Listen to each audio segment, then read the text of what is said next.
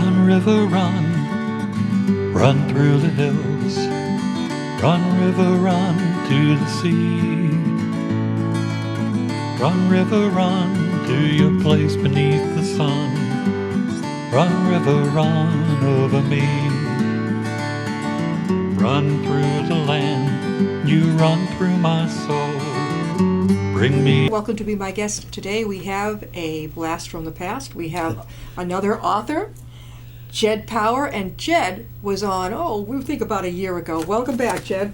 Good to be back, Jed. And I saw Jed at that famous expo that I've been talking about a lot.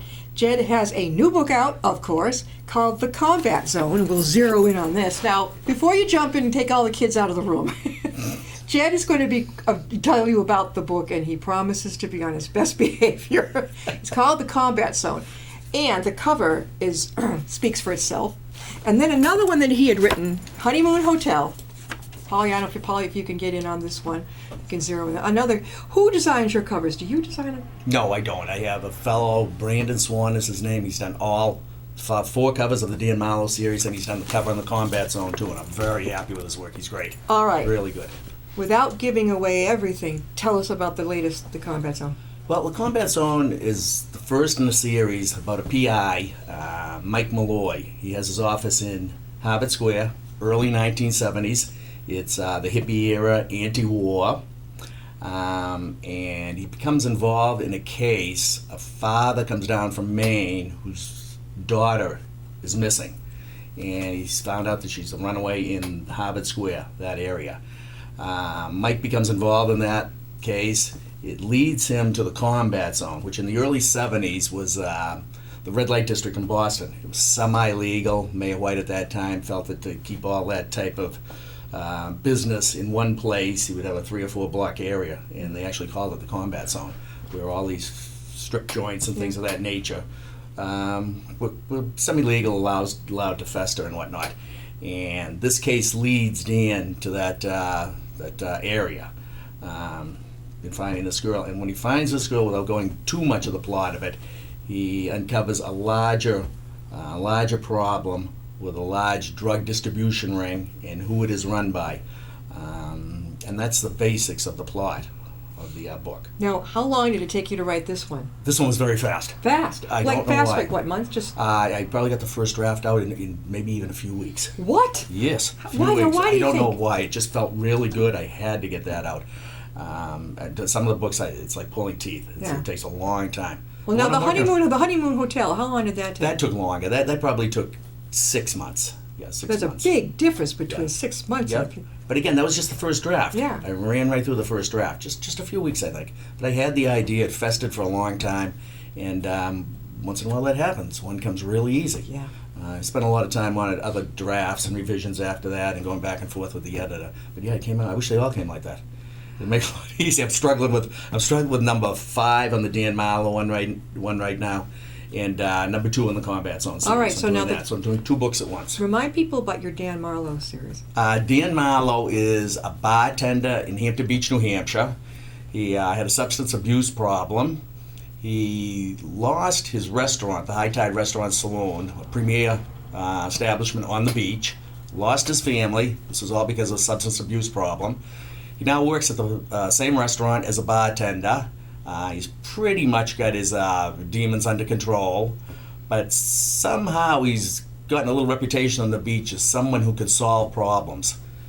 People on the beach seem to come to him with their troubles, and all these troubles seem to lead to murder. Right. And Dan gets involved with trying to solve them, and it's almost like a little redemption for him. He feels he almost has to do this. It's part of winning back the faith of his family, his co-workers, his friends that he really destroyed. when he Making was his on. amends. Making his amends, yes, that's part of it, yeah. And he's doing pretty good now, but he's still, as I said, a bartender at the restaurant, and he still doesn't have his family back. Yeah. And so, how many do we have? How many books in that series? 4. The 4th is out now, The Honeymoon Hotel. That It's okay? out Yeah. now. All right. That's the last one. Yeah. So That's the first one that doesn't have Hampton Beach in the title. Yeah. Yeah. No, that's okay. That's the last of the Dan Marlowe. Or are you going to keep? Oh, no, I'll keep going with it. I'm pretty sure. I'm working on one right now. You another yeah. one? Yep, number 5. Titled? I don't really have a title yet, to be honest with you. Sometimes I start with a title, sometimes I don't. Don't have one right now. Now, I know we talked about this before, but, it's seems like so long. When did you start writing? I started, well, I wrote off and on when I was when I was quite young, but I started seriously probably in the mid to late 80s.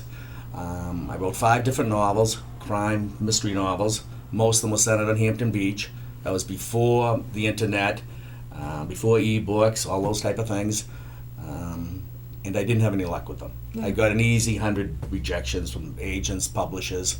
I got discouraged. I had a family that I had to support. So I hate to say it, but all 5 of them went in the round file. I dumped all 5 of them. I got into the family, supporting the family, my children, my wife, and everything. And then a few years ago, the kids are all grown now. I figured I'd give it another try. So this is really my second serious time around. Now, have your kids read the latest, The Combat Zone? A couple of them have. Yeah, a couple of them have. They liked it. It's not that racy, so No. they're not that young. So No. they're How old fine. are they now? You won't believe me. Well, no, probably not. 39, 40, and 46. Well, what were you, 10? Of course, I'm 59. Yeah. Wink, wink.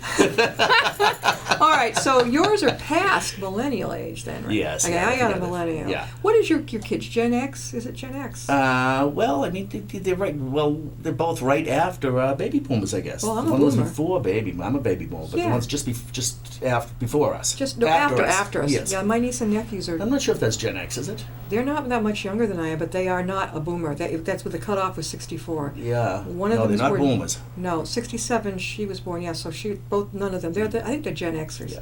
I'm But not I've sure. gotten good feedback from everybody, including my kids. But it's funny, none of my children like crime fiction or Are mysteries. you serious? Yeah, I so love it's hard that. for them. Yeah, no, they don't. They read other genres and whatnot. My wife too.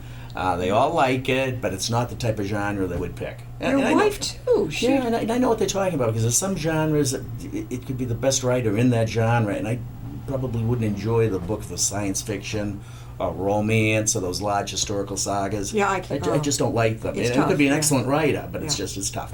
Yeah, very. But I much. do get good feedback on all of them. Where have you been doing some gigs, getting up and talking about it? Well, I did the expo. I've done lots of signings, Barnes and Noble, libraries along the North Shore, especially New Hampshire.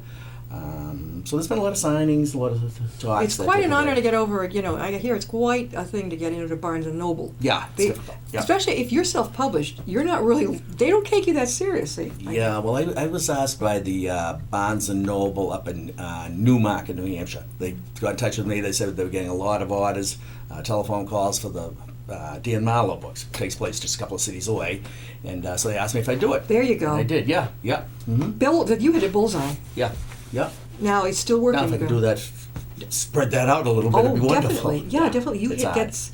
We have an author, an elderly author on. I shouldn't say that. He's 80 years young. He lives over near Hopedale, and his books, ironically, because he's from Minnesota, Yep. are all mystery books from Minnesota. Yeah. And many of us say you got to start writing here in Hopedale, and here in Yeah. Massachusetts. He goes out on. He lives. I think he has a Martha's Vineyard cottage. He sells over there. He sells. Yeah. Ah, I just read about somebody else, a writer. I can't remember who it was, but they used to be from Massachusetts. Now they live out in the West Coast, and this writer is very successful. And they write all their books about Massachusetts, what they know, even though they've lived out there for maybe 5, 6, 7 years. yeah. So I guess it's the old thing, write what you know. Yeah, except that when people over here, they're reading a book always about another state, they're like, does this guy ever, is he a one-trick pony? Yeah, yeah, That, even though they could be terrific, yeah. people might want to hear about, now the guy lives here. If the guy didn't live here, that's Yeah. understandable, but if the person lives here, you got to maybe, spit You know what out. I don't think you ever know enough about the locale you grew up in. Yeah. That's what you really know a lot about. At least me, It's Did always you know you your were gonna hometown is always your hometown, no matter how long you're gone. And Oh, well, Yeah. yeah. I mean, I grew up in Wilbraham, and yeah, I think we left when I was about 19 or 20, 21, something like that. I grew up there. yeah. But did you know when you were a kid that you were going to write? Not really, but the real Dan Marlowe, he was a fairly famous writer. He was my father's best friend, and he came to our house in Woburn, Massachusetts. In where? Woburn, Massachusetts. Woburn, okay. Yes, when I was very young. Yeah. To finish The Name of the Game is Death, which is still talking about making a movie out. It's been optioned 100 times. Great book. It came out probably in '62. It's a crime classic. And they still haven't gotten it They together. still haven't, no. No, still haven't. I don't know why. But books are really hard making the movies. You can get options all the time. But although I'd like to have some. Yeah, well, the Dan Marlowe and everything. Yeah, sure. Yeah. But he came to our house and get away from some temptations in New York City where he lived. He was a widower. He had no children, lost his wife very young, and I can still remember him, typewriters in those days, clicking and clacking away, and I was just amazed that he could make his living. 'Cause How he old were wasn't you that when tough. you saw him? I was probably 10 or 11. And it that made an age. impression on you. Oh, absolutely, yeah. He actually helped me with first writing, which was a poem. It was a baseball poem. For high school? And he oh no, he was Earlier. Graham, 10, 11, grammar, geez. middle school maybe, Yeah, And it was a baseball poem, and I can remember the first line, the player's number 9 in this favorite game of mine. Now, of course, he wrote the whole thing, I'm sure. Yeah. But I remember that, he wrote that, and it was wonderful, and I was amazed, and so it had an effect on me at the time. It really did, Definitely. yeah. So by the time you had high school, did the teachers realize that did they know? No, I wasn't a big student in high school. I wasn't really that good. I did a lot. I read a lot my whole life. I've been a big reader, and I think that's where I got most of my knowledge from it.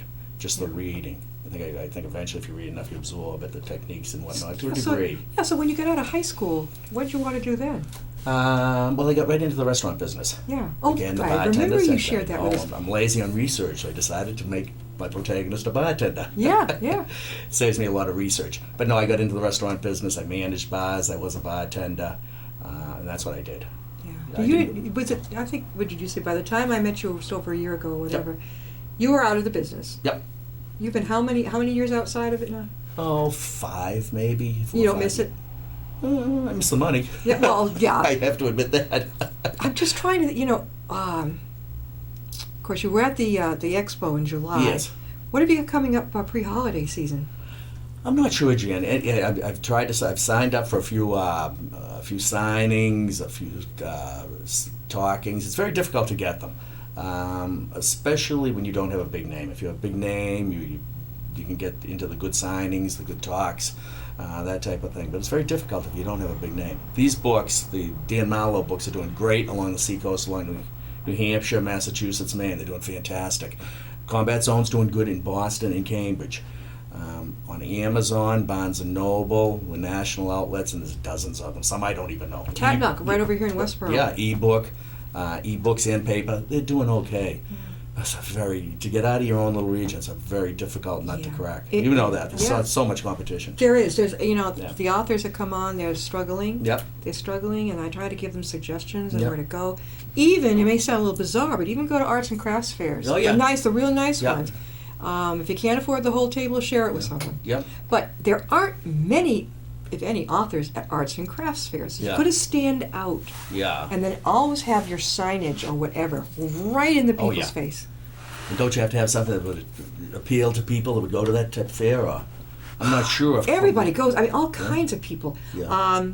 So yours are up more near that part of this. So you could almost bring in the ocean aspect or Yeah. something like this. Yeah. Love this area, or love the ocean, or something like you're going to love this. Yeah. Do you see what I'm saying? Yeah, absolutely. It's something to consider.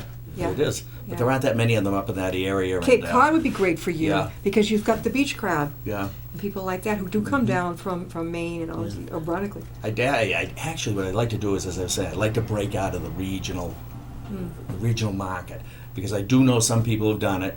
Don't seem to have any more skill than me. Yeah. And they've done it. I don't know. I'm not sure how they've done it, and that's what I'm trying to learn right now. Where It's would very you difficult. pick outside the region? Amazon. I mean, not the whole country, Yeah. or Anywhere. internationally. Absolutely, yes. I think that's how to make money in it. I think you have to be selling books outside your own region. All right, favorite think. region?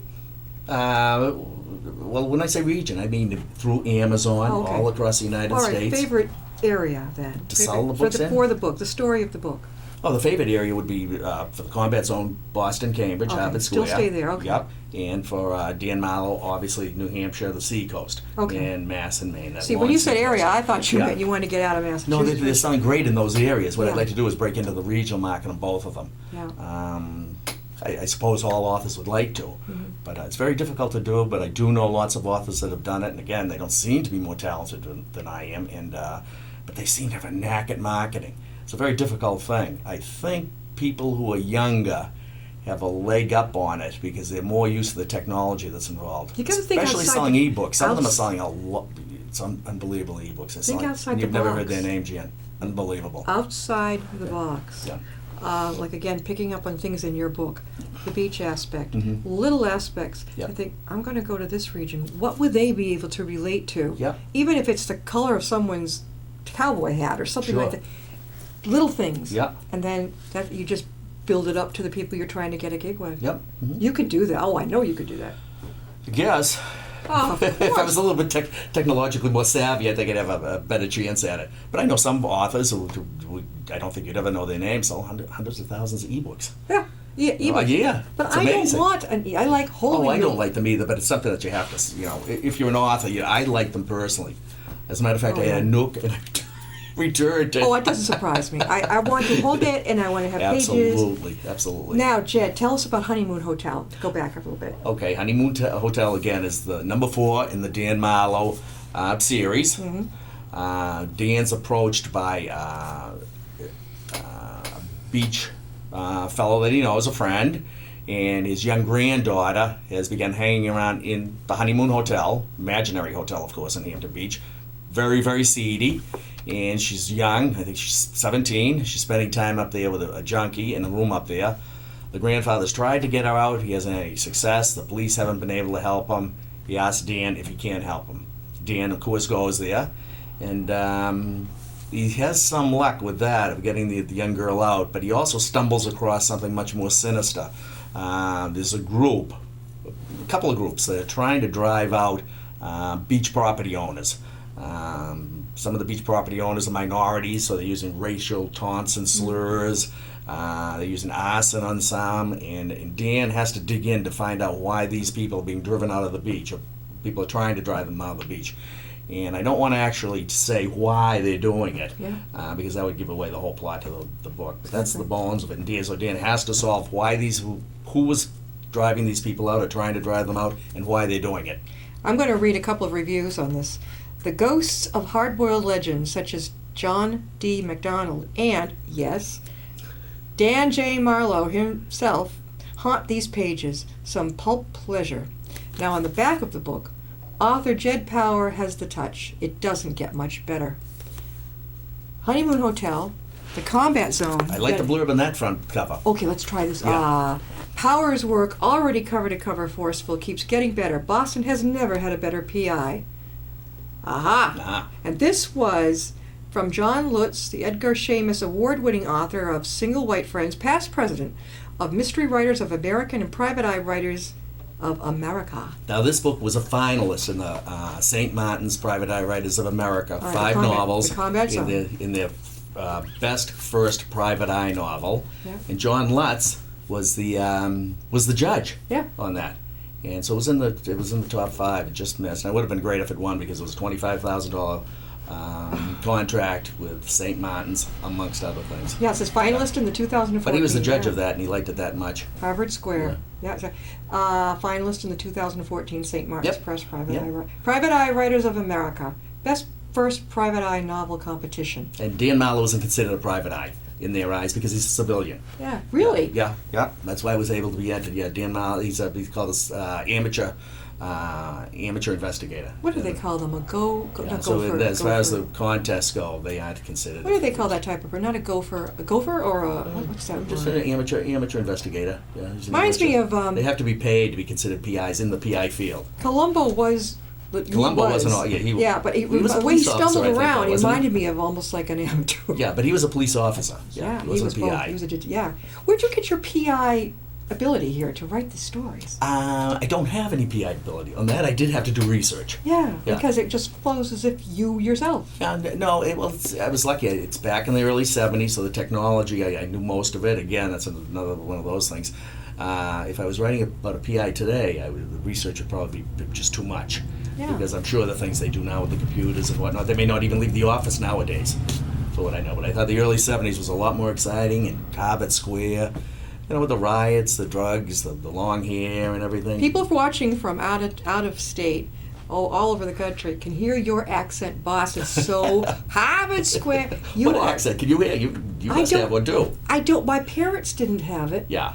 And, well, Dad was in radio, Mom was on stage. Yeah. So it's always frowned upon if you have to get Okay, rid of yeah. the accent, even if they had it. Yeah. I didn't end up with it. Yeah. I don't know if it's because of them. Yeah. I really don't know. I grew up in Wilbraham. I didn't hear it so much in the western Yeah, part of the that's state. fine. But you guys are rich in it. Those, Yeah. those are from up. You were born up here, right, in this area? I was born in South Boston. You know, Lived there South- a couple of years and grew up in Woburn. There which you is 12 go. miles outside of Boston. Jed, how can people get your book again? Both books are available in paper and ebook, and they're available in almost all bookstore line anywhere. Also Amazon and Barnes & Noble. And my own website is darkjetty, DARKJETTY, publishing.com. The Combat Zone, Honeymoon Hotel. There's another one coming. Jed, Two more, one of each. 2 more. Yeah, number 2 in the Combat Zone series and number 5 in Dan Marlowe. How long? They both should be out before Memorial Day 2016. Okay, so you will definitely have those at the expo next year, too. Absolutely. You're going to contact us and let you know. Oh, I will. Let us know. Absolutely. Jed, thanks for being on the show. Jan, thank we'll you get you very back much. for I another really encore enjoyed appearance. it. Thank you. And we'll see you next time.